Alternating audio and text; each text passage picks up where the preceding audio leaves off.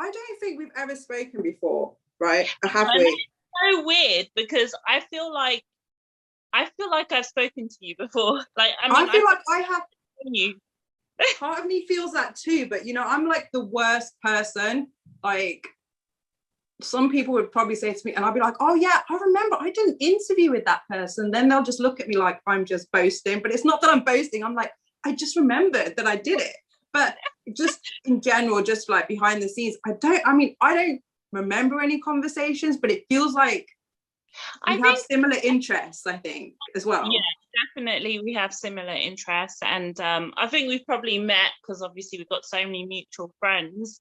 So we probably met. But no, obviously, like I've always known you're definitely someone with good vibes and good energy, and someone that I've always been like, oh, Amy, yeah, of course. Even though like we haven't properly spoken, which is mad, but that's what energies are about, right? Can just that's so weird because I get the same energy from you. I wore my unicorn dabbing today just for you because literally you are a unicorn. I see you as like a unicorn. Oh, bless. Really? You always put like good energy out. Like anytime I see posts from you or anything, it's nothing, you know, not serious, but it's nothing that's like bad intentional or anything like that. It's always good stuff or funny stuff. Yeah, no, it's true. I think like social media, especially recently, has become such a heavy place. Whilst it's amazing to use it, and I do sometimes use it as a platform, obviously, to voice like things, I feel like sometimes we can just go on there and just forget what it's really about. Like on my Instagram page, my personal one, like it's private, but I'm going on like I'm a hair influencer. I'm going on like, I don't know, like all these things. Oh, trust me, you've been helping me with the curly hair videos. Trust me. Like this, since it's grown, like I don't straighten it anymore, so it just naturally curls. I need to take tips from you. Your hair's amazing. I used to straighten it for a long time, and then I cut it so short, and then it just kind of grew all curly, and I just left it because I thought, look, the less hassle, the better. Well, that's brilliant because like that, your hair is my hair when I try and blow dry it. If I just leave it curly, well, you've probably seen it, but it's crazy. It just expands by the minute. It's insane.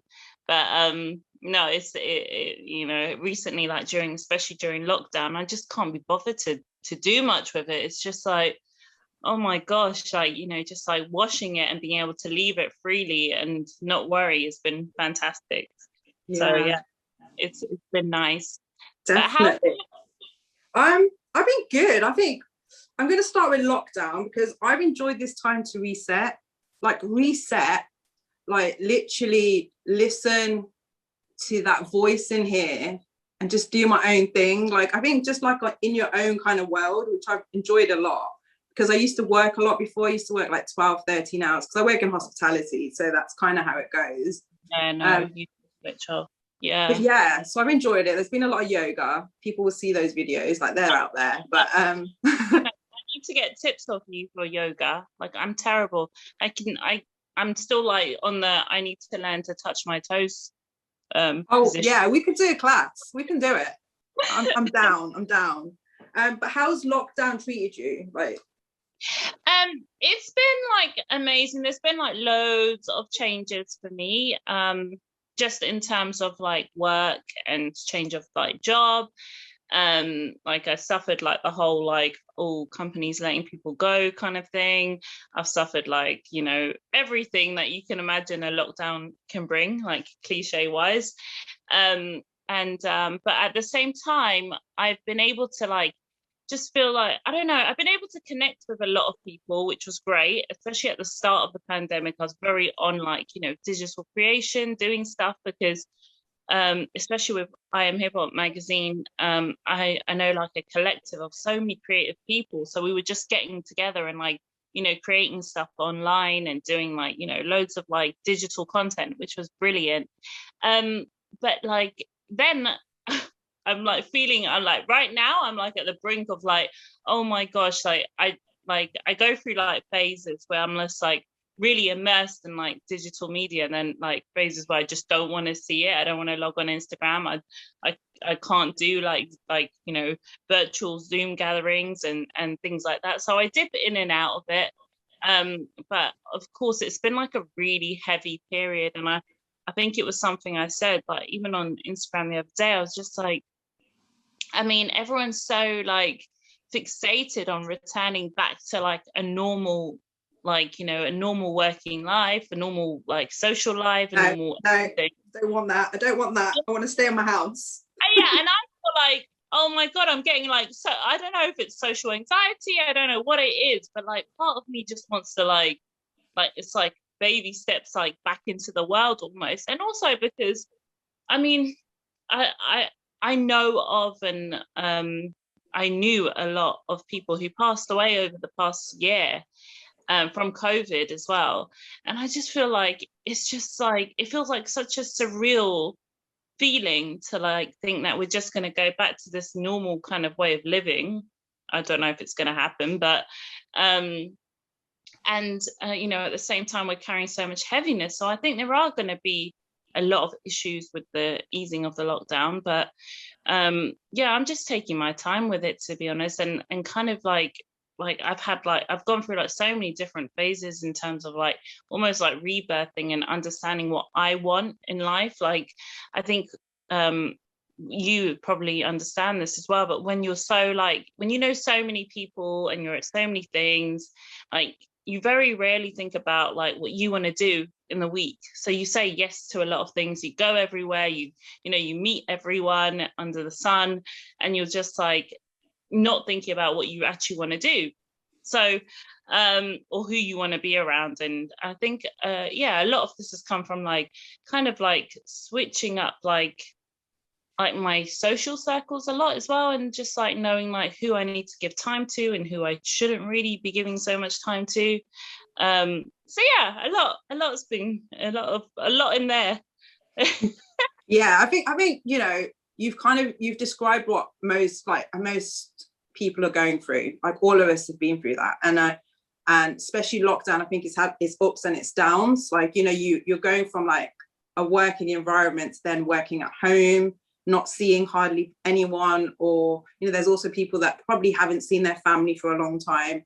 But what we've got to remember is that this time that we've got, you know, that we've had to kind of do things that we enjoy and just have time for ourselves, is we've just got to keep that in mind when we go back to, I won't say normality, because I don't believe there is such a thing as normality, but you know, back to our daily lives as they were before this happened.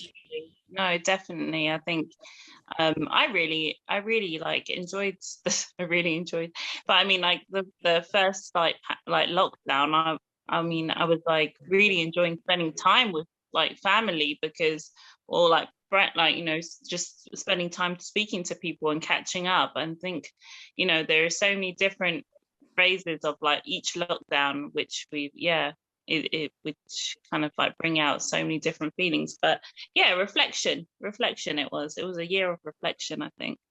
And it's good. I think we all needed it anyway. Definitely. But I want to jump into something you mentioned, because I wanted to start off with that, but we went off in a different direction. I Am Hip Hop magazine. Let's talk about that. Oh my God. Yeah, wow. I mean, it's a journey. This magazine like takes my whole life. It's something that is very, very dear to me. I started it 2011, 12, so we're nearly like 10 years old. And it came off the back of my love for hip hop, but also my love and kind of like need to kind of like, I think the best way to put it is marry the two with like hip hop and social issues. So, you know, like hip hop predominantly is a voice for the voiceless. And there were so many things that I used to get from like hip hop in terms of knowledge and lyricism. And I wanted to create a space in the UK for the hip hop I loved to kind of thrive. So like artists like Akala, Low Key, like I wanted to see these people on like the front of magazines, you know? And after doing a thesis at uni on like how hip hop acted as a social movement, I went to America to work on a national hip hop political convention. And to me, I was like, wow. What? yeah, it was I'm crazy. sitting here saying, wow, that's Yeah, I was like, what? amazing.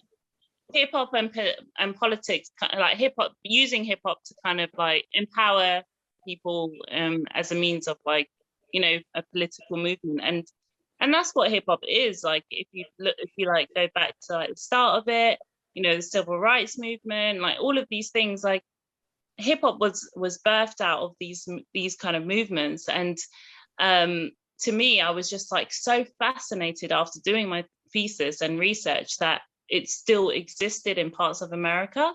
So after coming back from America, it was the London riots. And I remember being like, oh my gosh, like so much was happening. And because I was like on my like, you know, power trip, I was just like, I had read books and books about Rodney King. I was like, oh my God, what's going on, blah, blah, blah. And I wanted to start something in the UK. So I teamed up with a lovely girl called Gata, and she not really into hip hop, but was very like activism, and was running a nonprofit called No Bounds. So I teamed up with her, and my first project was I Am Hip Hop magazine, because I wanted to create a read for young people to say, look, hip hop can empower, hip hop can, you know, speak to you, hip hop can heal. And I've gained so much, like honestly, like I'm such a lyrics girl. As much as I love beats and, you know, all of these like great jams that come out and you can dance to in a club, there's nothing more powerful to me than like lyrics. And yeah, so I feel like it's been a bit of a journey. We do annual print magazines. This is like the latest one. And the past like couple of years, though, it's been every 2 years.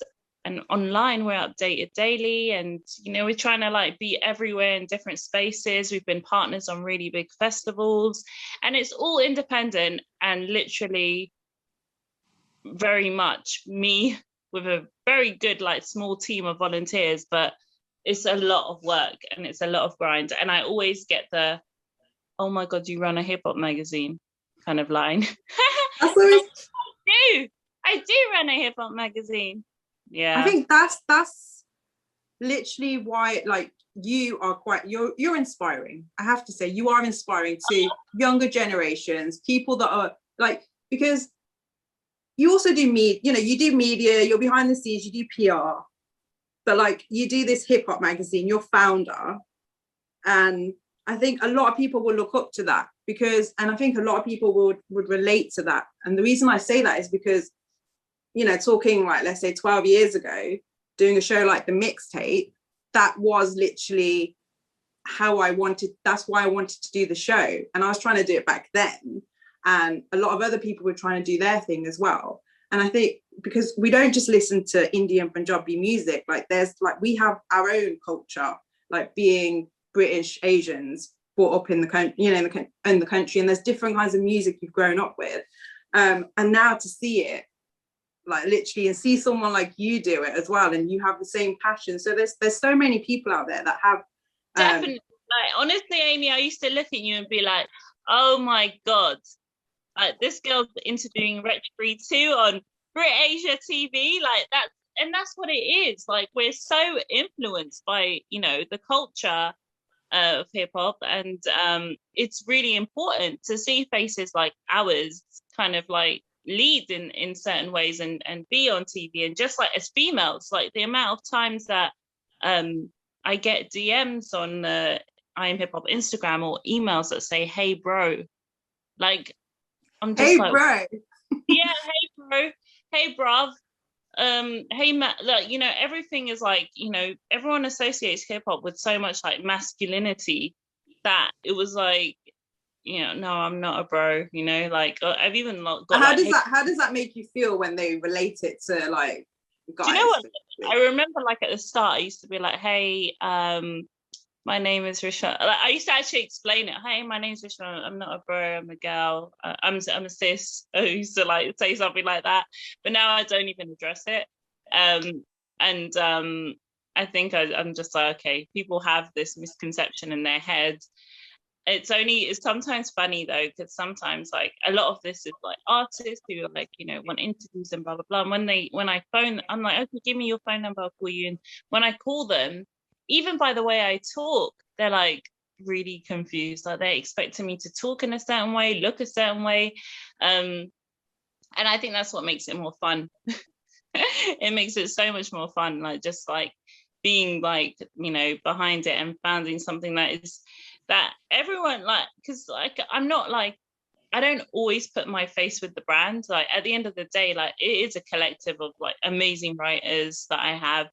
And it's unfair for me to say that, oh, I mean, obviously I do the majority of the work, but it's not just me. Like I would never be able to do everything without a team. So I'm never like a full like, oh, it's my brand and showing my face everywhere kind of thing. So yeah, I think a lot of people are really surprised when they see it. They're very surprised. But that's exactly what it should be about. It's about everyone working together. It's about collaborating. And I think that's how everyone grows and moves forward. And that's how industries move forward. If we don't work together, I mean, people aren't going to get so far. And the fact that you acknowledge your team, and I'm sure they're proud to be part of it as well. And I have to just throw Raja Kumari out there. Yeah, this was really, that was big. She posted. I know. I was really happy that she posted. I was like, when I was thinking about the person for this latest issue of the magazine, like firstly, this issue was delayed, like not just, I mean, COVID as well, especially COVID, but we were planning it for a year and a half, and then COVID came, and then I was like, okay, forget COVID, I'm still going to do it. And then I realized that especially working with a whole bunch of creatives, the process, like you especially during lockdown, you have moments where you're feeling really creative, and there was moments where you were almost forcing your creativity. So many times we kind of took a step back and like just slowed down the pace. Like I was like, okay, don't worry, the deadline's now, which thanks to Boris and lockdown and all of that stuff kind of was like, deadline's now, like after the next lockdown, the deadline's so I was constantly kind of extending the deadline, and I'm glad I did, because this magazine and this issue is literally our lives over the past year, like in terms of like the content in it.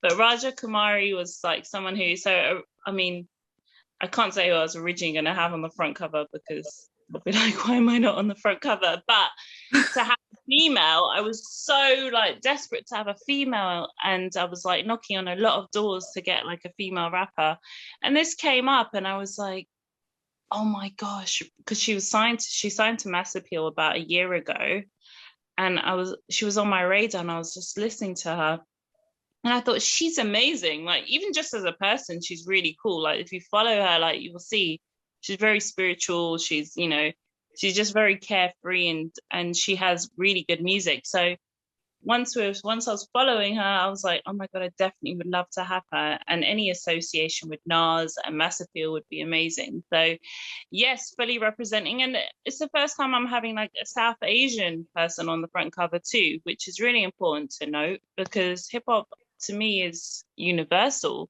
And it's a global language.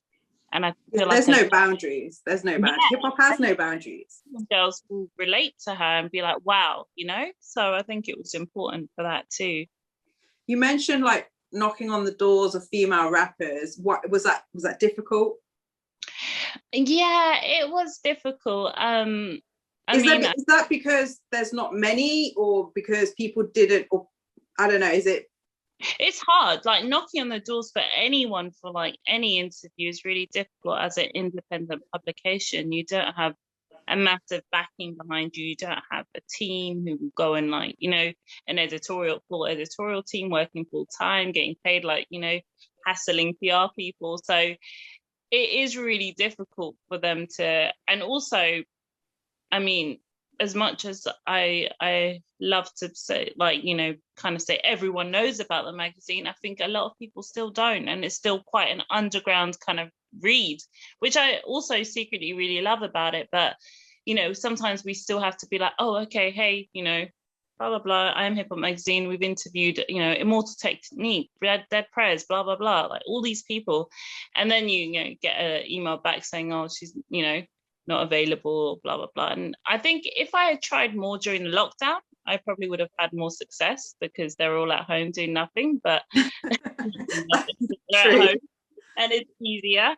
But yeah, luckily, like Raja Kumari came during the lockdown, and after thinking about her, I was like, yeah, I want her. I don't think anyone else could match up to this issue. So it was a privilege to have her in the latest issue, for sure.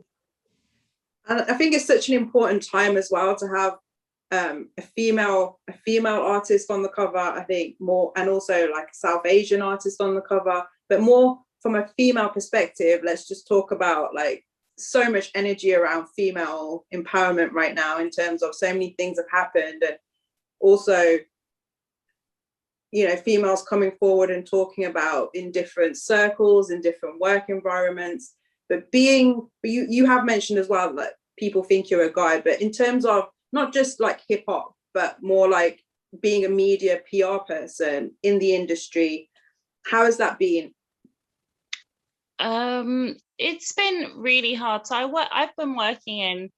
was working in Asian media for nearly 12 years, and I always felt like, and obviously you can vouch for me on this because you've also been in the industry for that long.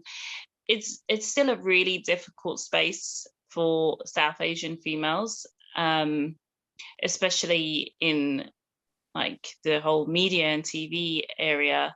I feel like whilst you know, we're there, we do get jobs, it's really hard to progress still. I feel like it's a very male dominated space, from music as well, like, you know, even just from the music scene, like the Asian music scene, it's very male dominated. And I feel like it's really hard to kind of climb up in that world. And luckily now I'm working like with an agency that's all about inclusivity and diversity, and I'm being exposed to like loads of projects where that's at the forefront, you know, like females and equality, you know, not just gender but race is at the forefront. So it's kind of made me see that these things are being challenged now, you know, people are challenging these things. And I hope that the younger generation, and I think so, like, you know, that they are challenging these things more. Whereas when I was younger, I feel like I was so much more submissive at times, you know. I just thought like, okay, I've got a job, I'm grateful, you know, you work. You know, a lot of the time you're underappreciated and overworked, and you just think that's how it is, but it shouldn't be like that, you know. It is still a very male dominated arena, and I feel like just with recent things and changes and laws, like we have to put a label on anything. So if someone speaks out about females and women and blah blah blah, you're all of a sudden a feminist, and you should be caring about every single other female issue in the world. So it's so hard to speak out about things as well. But at the same time, we need solutions to kind of, because it's ridiculous. Like I was looking up like pay gaps and stuff, like just in the music industry, and I was like, wow, why are women getting paid less, you know? And that's just like that's like the whole industry as a whole, not even thinking about Asian. So I don't know, it is very, very topical, and I feel like it's gonna be until there's gonna be a change, and there has to be a change. I feel like things are changing. We're getting there, and I totally understand when you say that it's quite a male-dominated industry, and it's kind of sometimes. I mean, back then I can only go from my own experience, and it was always difficult to get, you know, to have your voice heard, like, or your opinion on something. I think I back then probably had more of a difficult time because I was on an Asian channel doing a show about not Asian music, basically. So that was always like difficult to kind of always explain to people, and I always felt like I had to. I'd go to events and they'd be like, well, why don't you do a show about bungalow music? Because you know, so it always kind of felt like, and then that in that way it was always like you were kind of you know, it was like you were only able to do that, you can only present on that type of music, you wouldn't be able to talk about bungalow music. Or so I think it's like it is changing slowly because there's so many conversations happening now, so, and people are talking about it. And my question to you would be, what changes would you like to see, and what advice would you give to females watching about getting jobs in media? And I would say that I mean, we live in an era now, like I've done a lot of youth mentoring as well. So a lot of young people I speak to these days, they are so clued on, they're so advanced, they're so like, they know what they want, they know how to get it. And we're breeding like a very like great like generation of like young people who are just go-getters from the start. Some of them I'm like, oh my God, I wish I had that drive and passion when I was younger. Like, you know, I wish I could like speak out for myself or know my rights. I think for anyone who wants to get into media, I wish when we were younger we had it more, but now we live in an era where you can so create your own, you know. I would say like create your own, like if you want to be like a journalist, create your own, you know, create your own magazine, create your own website, you know, treat it as a business, treat it as like it's your whole media empire, you know. If you want to vlog, start a YouTube channel, radio, you know, start a podcast. Podcasting is like the future, like, you know, I see the amount. I think it's definitely think it's the new radio. It's the new radio. radio. 100%. And it's amazing because like advice, honestly, like I also work in, like you said, marketing and PR, and brands are looking to podcasts now to put their money, you know, they want podcast sponsorships. And a lot of these podcasts that I've been approaching are run by like young millennials, or, you know, even younger, like Generation Z, that they're run by very young people. And I'm like, oh, you know, X blah blah blah would like your sponsorship pack, and you know, they've never had that before.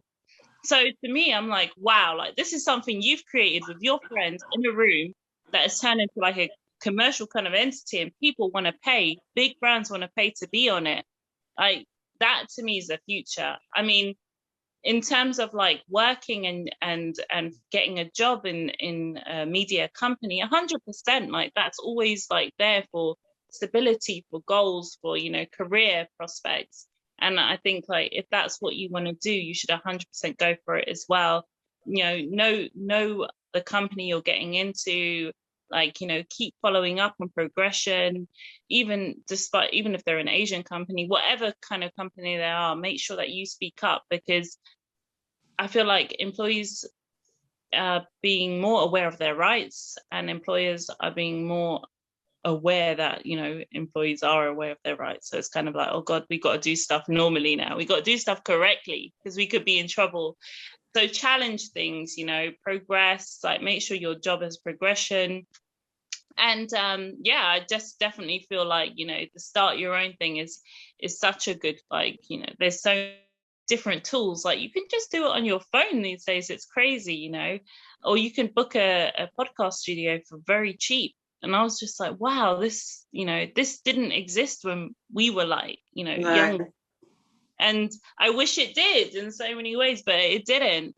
So it's amazing to see like already young people leading the way in that sense. And I feel like anyone who wants to get into it, just follow those footsteps, because to me, that's where it is now. Like independence, you know, independent brands, find your niche as well. Like having a niche is really important, I think. Having something to focus on, like it's all very well being a vegan food vlogger when there's like 10 billion vegan food bloggers out there in the world, but maybe you could be like I don't know, specific like vegan food blogger who focuses on like indigenous recipes from Ethiopia or India, you know, like find a niche. That was a bit of a crazy idea that's probably sitting in my head of something I want to do. But yeah. I think, yeah, it's about taking something and making it your own, isn't it, really? I think it's not about, like, I think people always get really put off by things that they're saying, but someone's already doing it. I'm sending you some good vibes. I've got the Palo Santo vibes going on. Oh my God, you are me. You are actually me, Amy. You're like my reflection. Sending you some. You know, I always like that, and it's such a lovely smell, but it's very, like, so many people don't like the smell of it, but I adore the smell of it. But yeah, I like it because it's got that earthy smell to it, and it's I'm quite a sandalwood person as well, so I like those earthy kind of smells. For anyone listening who doesn't know what it is, it's like it's an indigenous it comes from, I think, South America. It's energy cleanser, I would call it. So, yeah, definitely. It's like when people burn sage, you can burn Palo Santo. Yeah. So, but what were we saying? We were saying, sorry, I distracted you. What were we saying? Oh yeah, because you, babe. Yeah, so people usually say, like, I don't want to, like, I can't do that podcast because someone's already talking about it. Like, I can't do that because someone else is already doing it. But it's not because someone else is already doing it. You just got to still do it, but just do it your own way. You don't need to do it how someone else is doing it. I think people are so put off by that as well. Exactly. And that's what people don't realize. Like, everything that you bring to something is your own personality. Be unique, be different, be, like, you know, the biggest kind of people out there, like in terms of hosts or personalities, or, you know, radio personalities, or are people that when you hear them, like, you don't need to see them, but you hear them and you know that's them. Like, it's just like, oh my gosh, that's, you know, like, it's bringing some sort of sense of originality. And I feel like once you channel that within you, and don't be afraid, don't be a carbon copy, you know. We live in this, like, sad generation sometimes where everyone wants to be a Kardashian, or everyone wants to be this, or everyone wants to be that. Don't be a carbon copy, be yourself. As cliche as that sounds, I think it's really important to, like, hit home, because we're all guilty of it. We're all guilty of, like, trying to aspire to be something that's already out there. Even with the magazine, like, Amy, sometimes I look at it and I'm like, you know, looking on social media and be like, oh my God, that magazine looks really good. Oh my God, their website looks really good. Oh my God, you know, how do I get there? Oh my God, you know, things like that. Oh, they got an interview with blah, blah, blah. I didn't get an interview with blah, blah, blah. Like, we constantly, like, are just, like, comparing ourselves, and that's kind of our downfall sometimes, you know. Like, sometimes it's great because it pushes you to work harder, but a lot of the times it does hit on your self-esteem and your mental health. So it's important to just, like, be mindful of the fact that, you know, your journey is your journey, and you know, so long as you're putting your passion into it and enjoy it. I feel like it's also, like, the hustle culture is so glorified sometimes. Like, you say to people, well, I'm doing this, this, and this, and this, and they're like, wow, that's amazing. You do this. Oh my God, you do this, you can do this. You run a magazine. I'm like, yeah, you know what? I don't even sleep. I really don't sleep. I, like, you know, it's difficult. It's not always the best thing. You kind of have to slow down. I've had to teach myself to slow down my pace, like, because you know, it is a side hustle, and I'm trying to grow it, but at the same time I need to pay my bills, so I have to work. But when I finish work, I feel like I'm committed, and I have to do something with, like, I have to upload stuff onto a website, I have to reply to emails. So you kind of, like, get into this, like, habit where you don't stop, and it can become really dangerous, and it can take the fun out of what you're doing in so many ways, to the point where, like, it's not like a good hustle anymore, you know. So you kind of have to take a step back and dedicate your time correctly, so that you don't lose the love in what you're doing. Yeah, definitely. I totally agree. You know, we can get so, you know, so busy just, like, working, and then time just becomes a thing that you just don't have for yourself. And that's why I think the last year has been important, that we just have to remember the time now that we have had for ourselves. Let's keep that, and when we get back to our daily lives, just remember that we still have to take care of ourselves. Self-care is important, because, you know, you can't keep you're filling other people's cups when yours is empty, kind of thing. You just can't. No, you really can't. You really can't. And I think yeah, we take out for granted sometimes, you know, we do. So it's important to kind of like just like look after your well-being, and sometimes that means slowing down, you know. Yeah. Sometimes it means slowing down, definitely. Most definitely. You did touch on something with regards to social media. It can be a lovely thing, and it can also be a not so great thing. And the reason I say that is because, you know, we can get so sucked into seeing other people's lives and how their lives are playing out, and you start comparing, and it's so easy to do, and it can get you down. And you have to have those I think you have to have those times where you step away from social media and not watch what other people are doing, because what you're going to do is going to be your creation. It's going to be authentic to you. And that's what we've got to remember. But, you know, when you do get down, because I have those moments too, you know, where you just need time for yourself. Like mine's like, I go to yoga, I do yoga, I meditate, I read books. But what do you do? Like, what music do you listen to? Music? Do you have what's your go-to playlist when you're not feeling at your best? What songs can we find on that playlist? Oh, well, I love, like, obviously hip hop has always healed. So I love hip hop music, and I will constantly listen to it. And I love, like, you know, J. Cole. I love everything from J. Cole to, like, you know, the classics, to even, you know, the Biggies, the Run DMCs, the KRS Ones, the Wu-Tang. Like, I've got everything. I've got like a whole playlist for, like, you know, my hip hop jams. But I really love, like, especially when I'm down and it's like I don't know, like, it's just like one of those weekend vibes. I just want to listen to, like, UK garage really, like, makes me feel, like, really good. It makes me, like, I don't know, it kind of, like, ignites some part of my youth where I was too young to go clubbing but could, like, experience things through, like, it needs to come back. It UK really garage needs to come back. I don't care what anyone says. Like, it literally needs to be like the summer vibe again. 100%. Like, I love that. I love, like, garage MCs. I used to love, like, calling into pirate stations and stuff. I used to, like, text into pirate radio stations and be so, like, excited when I used to get a shout out.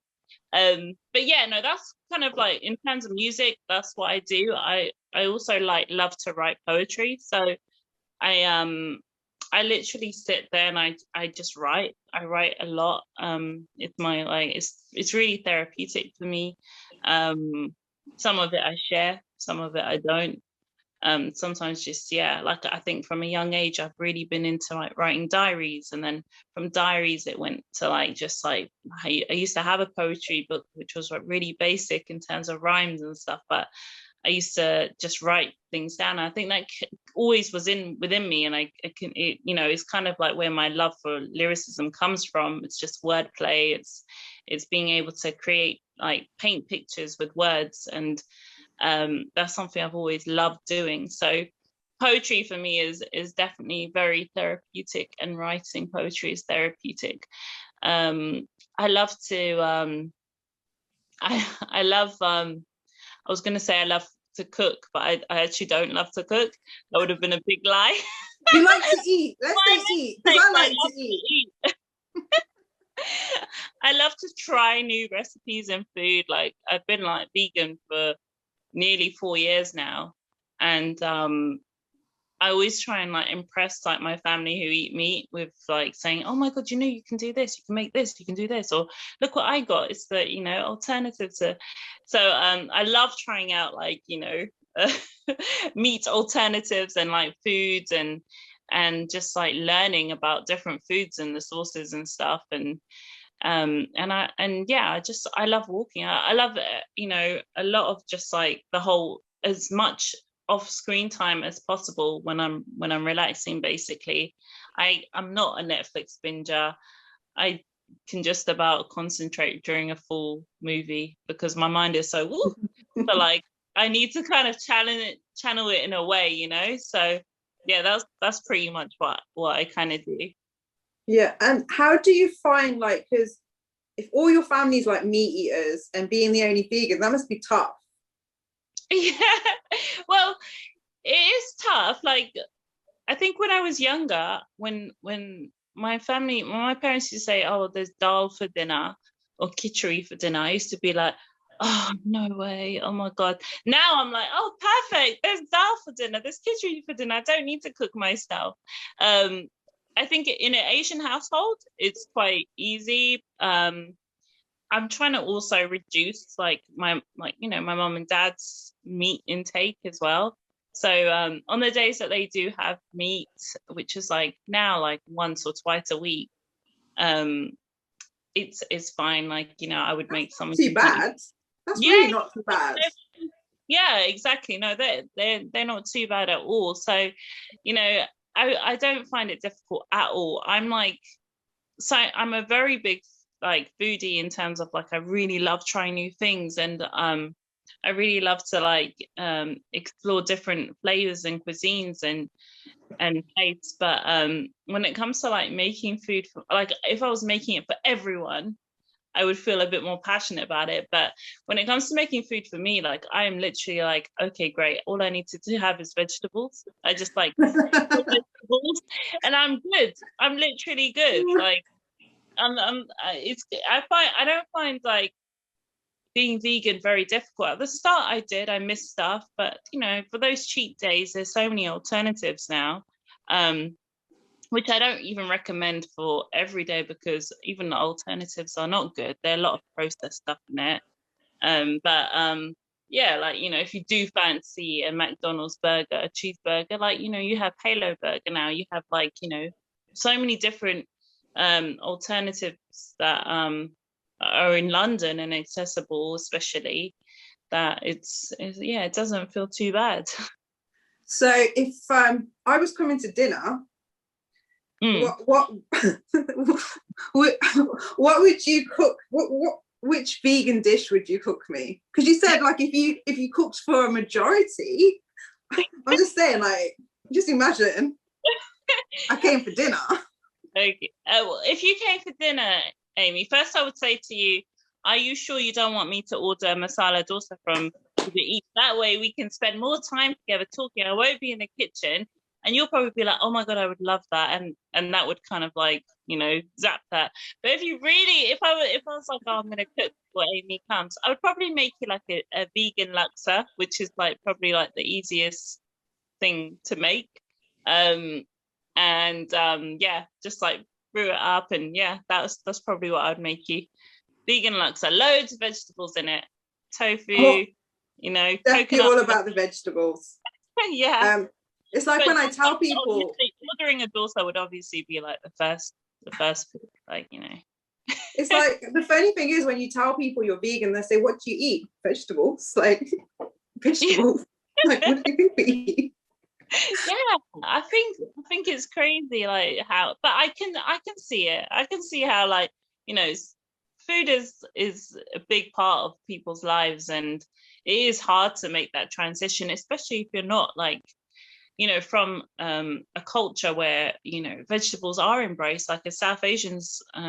We've been exposed to like different ways of cooking vegetables, spices, seasoning, so that it does taste really good. But if you haven't been exposed to that, yeah, it can be really like quite a scary kind of experience going vegan, because you wouldn't know where to start or what to eat, or how to season, like it's totally different. But yeah, I've loved the journey so far. I have, I think definitely. seasoning is very important. Yeah, Seasoning is definitely important. thing is, everything you can put the same season that you put on your chicken, like, and your vegetables, and it'll be great. But that's the worst thing you can say to a meat eater. They would never kind of agree They with just it. look at you like, "Are you Yeah, serious?" yeah. I think everything is psychological. Like, sometimes you just need to like detach from like, Yeah, you do. I agree with you there. Definitely, definitely.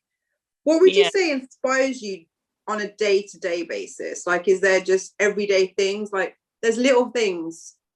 Maybe you hear a song on the radio, or where do you find your inspiration? I think my inspiration comes from a lot of people around me.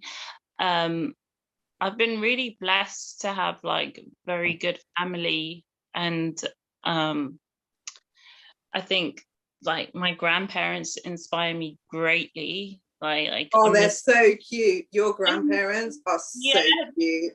they Oh are. my They days. are. And Yes. honestly, when in terms of like anything from like love to family to upbringing to like my grandparents are inspiration, and in just like in all of those ways. um I'm lucky to have like a supportive family who do support my you know my my craziness and all of everything that comes with it, because I know like not everyone does have that, and so I'm very like lucky to have that, and I always feel like inspired by them. And my mum's a very strong woman too, so she really inspires me. And I think like the people around me, like people I meet inspire me, like you inspire me, because like you're an amazing like presenter. You're like someone who I look to and I'm like, oh wow, like you see you got it, like in so many ways. I look at your yoga and it inspires me. So people You're inspire making me. me blush.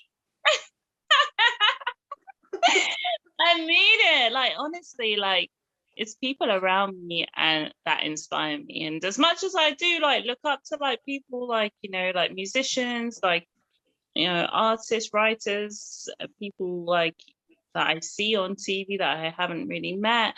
I think that my core inspiration comes from like, people I meet on day-to-day basis. Like, I could be inspired by my next door neighbor who's like struggling with so many things but still manages to like get up and do like make her breakfast, and lives alone and independently, and as an elderly, there's people that inspire me like in day-to-day life. And I think yeah, it's just I feel a great energy when I'm around those people. Like inspiration is something you feel, I feel. And I think I'm very blessed in that sense to kind of gravitate Yeah. towards it. And being the person that you are today, going through everything that you've gone through to get to where you are, is there advice that you would give your younger self? Like, for example, me, I'll start with myself. So I would say, just don't worry about what people think. It's like, you wanted to do it that way, you do it that way. Like, don't let anyone deter you from what's in here kind of thing. Yeah. Like that I would definitely say to my younger self. And if I had heard that, like, let's say 10, 12, 15 years ago, it kind of would have made a massive difference for me. But like, if you look back, what advice, your advice may be different to what I would give. No, I think that's really true. I think I would tell myself that it's okay to say no to certain, like, to a lot of things. That I feel like I've kind of gone through life being afraid to let people down a lot, and like as a result not put myself first, and been like, almost like, just like a, not even I wouldn't even say people pleaser, but like, specific people, and you just can't find it in your heart to say no when you're not used to saying no, so you say yes, yes, yes. And I think the importance and like how like underestimated that whole thing is, like being able to say no to someone when you don't want to do something is really really, really like sets things in different ways. So I would say that to myself. And I'd probably be like, oh, Rishma, you're gonna like be like a struggling person in media,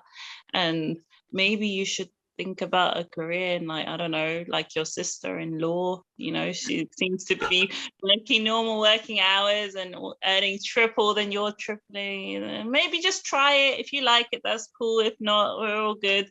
I might say that to myself as well. See how I take it, isn't it? Yeah, I know, but like, would you be happy?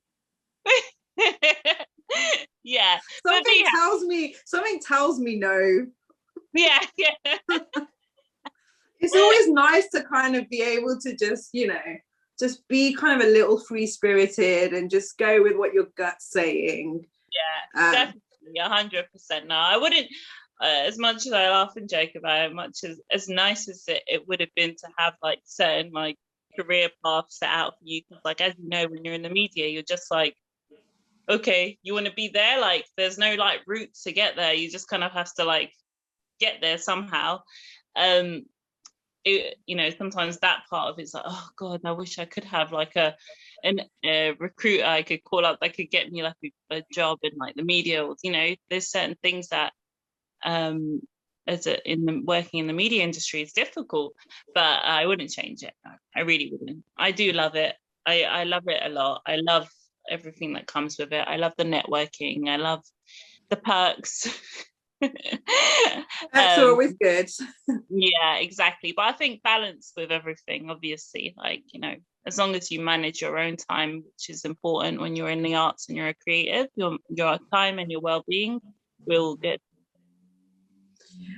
So just going back to I Am Hip Hop magazine, so just tell us a bit more about where we can find out about it, where people can go and read it, and you know. Firstly, thank you to everyone who has like checked up on it, like even if that means like just visiting the website and looking it up. So the magazine is available online, High Creativity. All the links are on our website anyway, iamhiphopmagazine.com.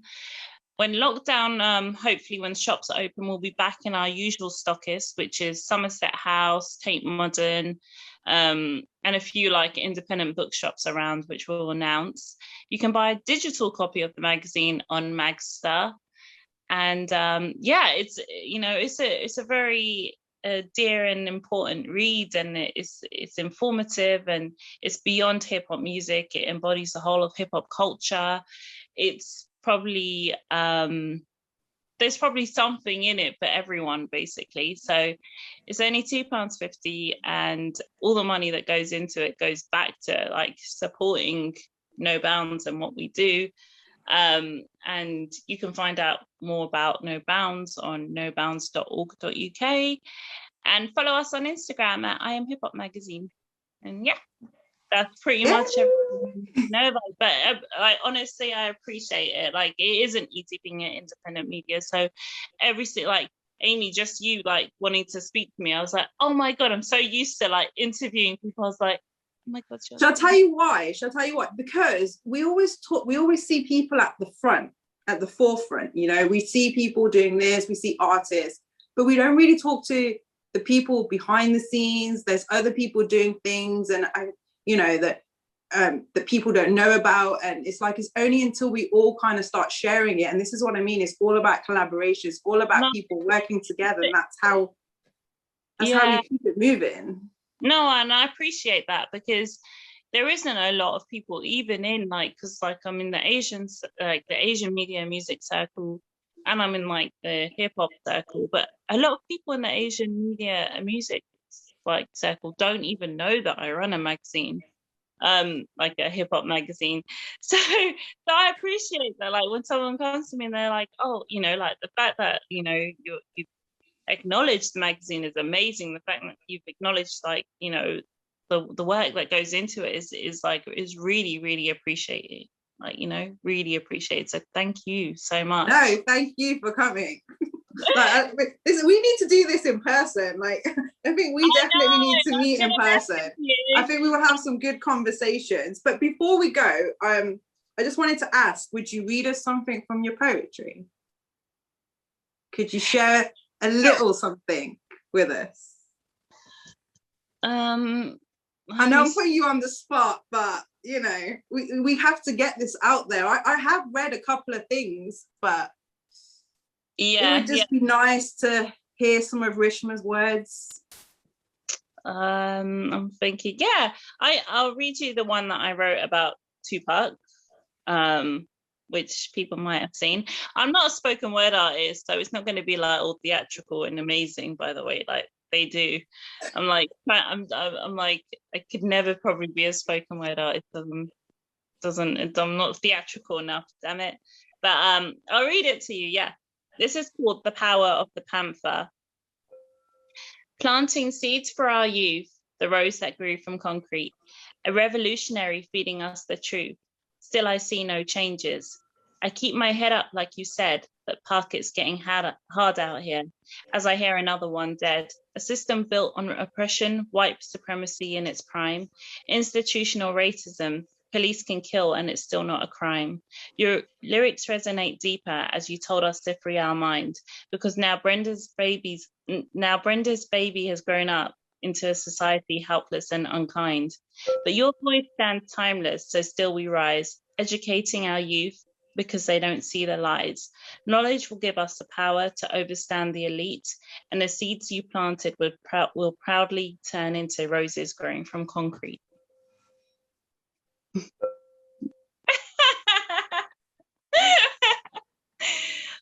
I put a little crystal ball. Tupac song titles in that poem as possible, but yeah.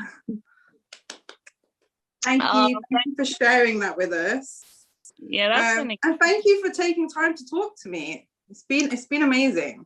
No, thank you very much. Like, honestly, when you're back to back on Zoom calls, like with clients and stuff, like it's like, oh my gosh, another Zoom call, or no, like this kind of Zoom call is the Zoom call I want to have. Like, honestly, it's been a refreshing, it's been amazing, and you've inspired me today. I mean, I feel like going and like I'm sure you can be a spoken word artist though, just putting that out there, by the way. All right. I see that. I see a vision, I see it, and I see you there. But just before we go, let's literally just take a moment and close our eyes, and let's just breathe, just send out some good energy to the world, to people who may need it. Just breathing in and just breathing out, sending love out. Just seeing people all just work together, collaborating, everyone just growing in a positive way. And just feeling love all around us, because love really is the message. Thank you.